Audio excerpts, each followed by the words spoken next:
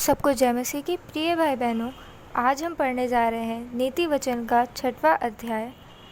हे मेरे पुत्र, यदि तू अपने पड़ोसी का उत्तरदायी हुआ हो अथवा परदेशी के लिए हाथ पर हाथ मारकर उत्तरदायी हुआ हो, तो तू अपने ही मुंह के वचनों से फंसा और अपने ही मुंह की बातों से पकड़ा गया। इसलिए हे मेरे पुत्र, एक काम कर, अर्थात तू जो अपने पड़ोसी के हाथ में पड़ चुका है, तो जा उसको साष्टांग प्रणाम करके मना ले।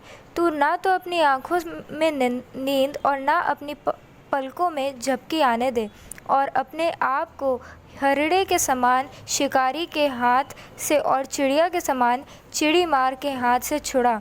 हे आलसी, चींटियों के पास जा, उनके काम पर ध्यान दे और बुद्धिमान हो। उनके ना तो कोई न्यायी होता है, ना प्रधान और ना प्रभुता करने वाला, तो भी वे अपना आहार धूप काल में संचय करती हैं और कटनी के समय अपनी भोजन वस्तु बटोरती हैं। हे आलसी, तू कब तक सोता रहेगा? तेरी नींद कब टूटेगी? कुछ और सो लेना, थोड़ी सी नींद और एक और झपकी, थोड़ा और छाती पर हाथ रखे लेटे रहना। तब तेरा कंगालपन रह के लुटेरों के समान और तेरी घटी हथियार बंद के समान आ पड़ेगी।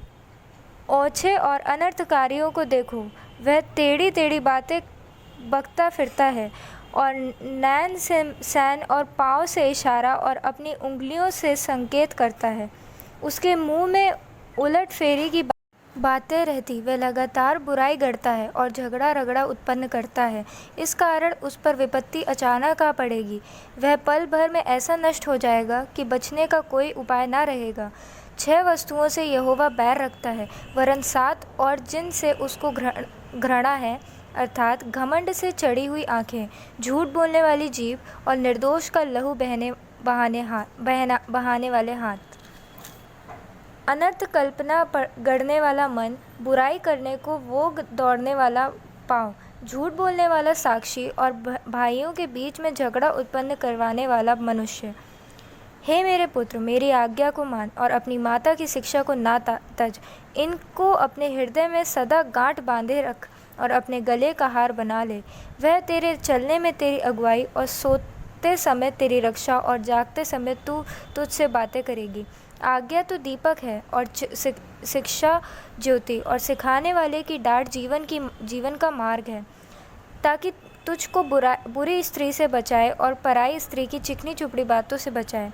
उसकी सुंदरता देखकर अपने मन में उसकी अभिलाषा ना कर, वह तुझे अपनी कटार से फंसाने ना पाए।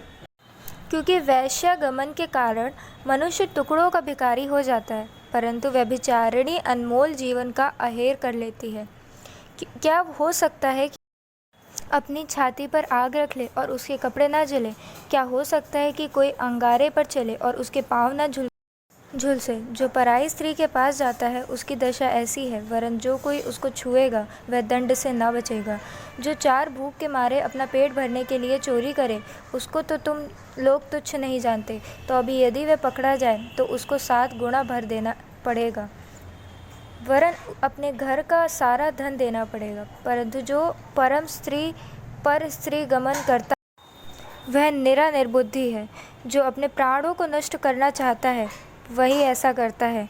उसको घायल और अपमानी होना पड़ेगा और उसकी नामधराई कभी न मिटेगी, क्योंकि जलन से पुरुष बहुत ही क्रोधित हो जाता है और पलटा लेने के दिन वह कुछ कोमलता नहीं दिखाता। वह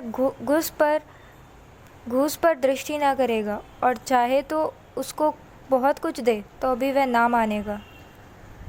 सभी को धन्यवाद कि आपने हमारा वीडियो अंत तक देखा। जय मसीह की।